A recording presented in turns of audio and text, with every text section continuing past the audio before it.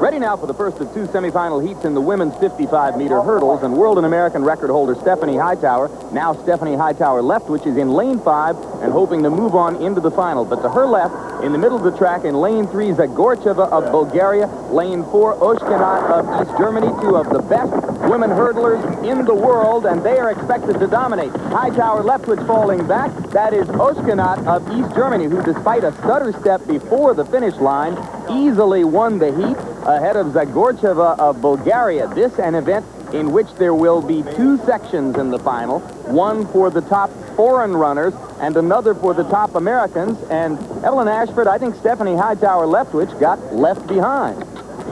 She certainly did. Ottawa has a very good start, and she's coming on strong. She's very smooth and quick over the hurdles.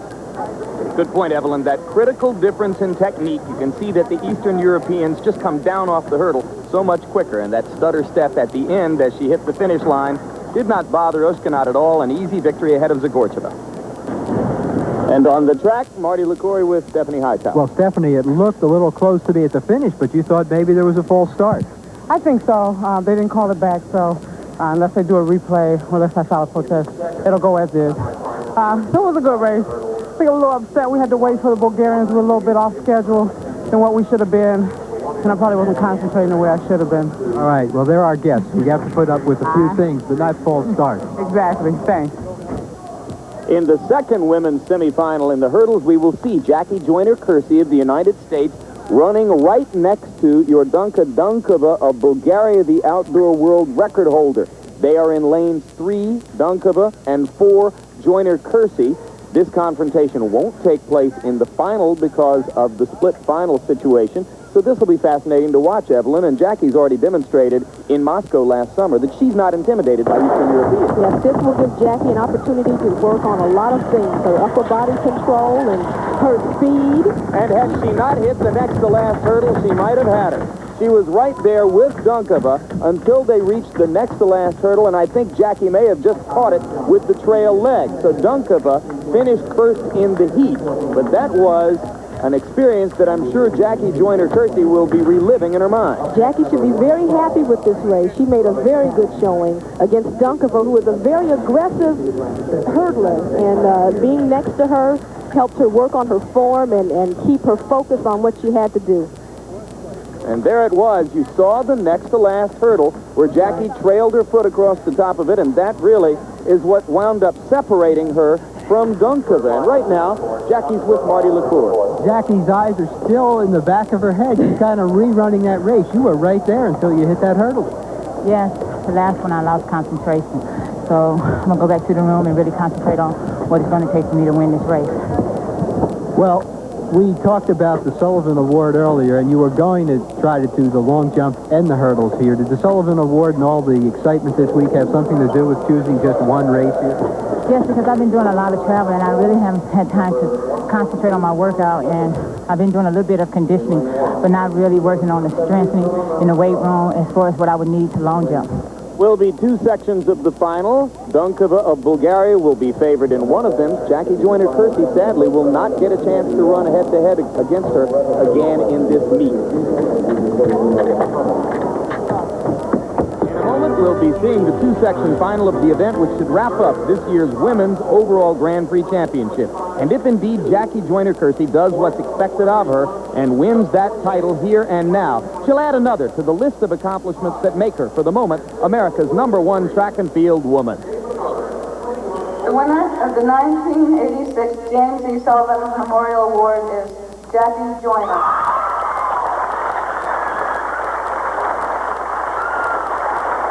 It is a blessing for me to receive this award, and I know that my mother is looking down on me, thanking God, because she cannot be here, but I know that what my brother and I have developed into has come from her upbringing on us.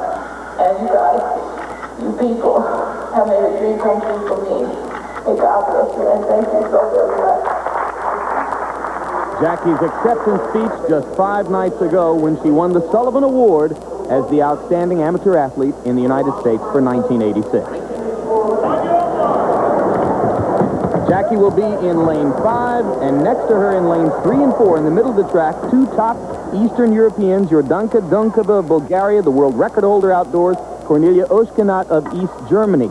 So the race should be in the middle of the track, a great opportunity for Joyner-Kersee to see how she can do against two of the very best in the event, as procedure was once again changed to allow this matchup. And as they come out of the blocks, Jackie has a good start, but it is Oschkenat of East Germany who is pulling away easily, and Jackie Joyner-Kersee may have been a little tight. Oschkenat of East Germany dominated from the beginning, a big win for her as she beat Yordanka Donkova of Bulgaria, and that is a little bit of an upset on paper at least, although Oschkenat, I should say, has looked terrific all day. And right now, let's take another look, Evelyn. Donkova is very aggressive over the hurdles, but Oschkenat has a smoother style and is quicker between the hurdles. She has great form. And from the semifinal, I thought she would win this race. She just pulled away easily from both Donkova and Jackie Joyner-Kersee. But Jackie Joyner-Kersee needs to finish third only among Grand Prix eligibles, which means not including the Eastern Europeans, to wrap up that Grand Prix championship. She's with Marty LaCourie right now. Well, Jackie, I know you're thinking about that race, but first off, you won the Grand Prix, and coming on the heels of those other awards this year, what does winning the Grand Prix mean? It means a lot because I've been running a lot of indoor this year, and to come out week in and week out and still perform good is a blessing. We get to talk to you a lot. You're doing so many events, but it seems like we're all thinking about your next event, but your mind is always focused on exactly what you're doing at the minute. Is that what you're doing? Yes, because I can't lose focus on what's important right now. And right now, it was this race here. And next week it'll be the Indoor World Championship. And after that, it'll be the outdoor season. Okay. Good luck, Jackie.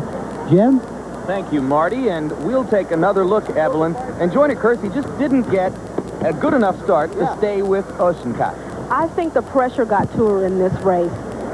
She's running against the top European runners, and sometimes that can be a detriment.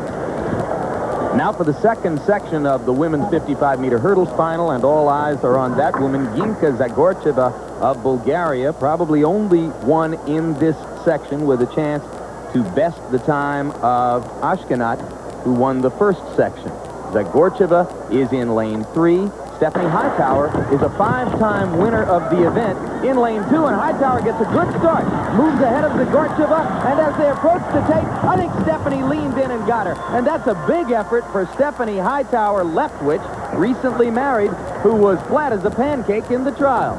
That is a surprising finish. Both Americans looked excellent. It was not only Hightower, but also Sophia Hunter in the middle of the field, who was pressing on, and check it, farther along than Hunter was Tanya Davis in lane 5. So Tanya Davis in lane 5 and Stephanie Hightower-Lestwich both leaned toward the finish. And I'm pretty sure, Evelyn, that Hightower got there. I'm sure Hightower won this race. Very good time for Stephanie Hightower, and finishing ahead of an Eastern European. She's with Marty LaCourie right now. Stephanie's down here. She looks like she's ready to bite somebody's head off. You're not too happy about being in the second heat, are you? Not particularly, but maybe it's for the best. Gave me an incentive to get out here and do something in the second heat. Well, you did the same thing last year. You were low-key all year, and you won this race. What's the difference coming to the championship? I don't know, today I guess I was just so upset about my running period. I just figured I'd have one more shot at it, so this was it. All right, we'll have to wait and see. Jim? Marty, it's been a day of frustration and of triumph for Stephanie Hightower-Lestwich, who did not perform up to her capabilities in qualifying, consequently was dropped into the second section, where she was expected to be eaten up by Zagorcheva, and she beat her to the tape.